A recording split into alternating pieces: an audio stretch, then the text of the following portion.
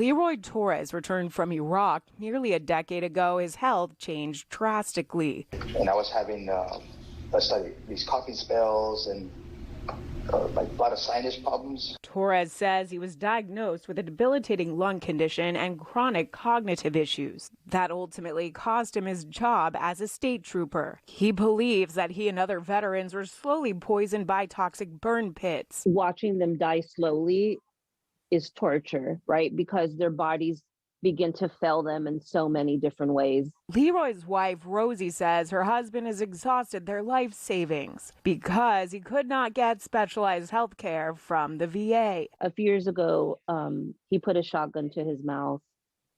And that was to this day, one of the most difficult things from all this, that I can say that when it drives an individual of so much faith to get to the point of hopelessness. Now lawmakers want to change how the VA deals with veterans exposed to burn pits. A bill sponsored by Senators Marco Rubio and Kirsten Gillibrand removes the requirement that sick vets have to prove they were exposed to toxic fumes during their service. You're not allowed to have burn pits in America for a reason, because we know it's dangerous. At least 15 similar bills have been introduced in Congress. Rubio says his version has faced some opposition because it covers a wide range of illnesses. It's being held up because it could potentially cost a lot of money. And frankly, the Department of Defense and others don't want money towards that. They want to be spending on other things. But I feel very strongly we have a moral obligation. For some, it's too late. Susan Zeyer's son-in-law, Sergeant First Class Heath Robinson, recently died following a battle with lung cancer. He worked near a burn pit in Iraq. The delays in his treatment approvals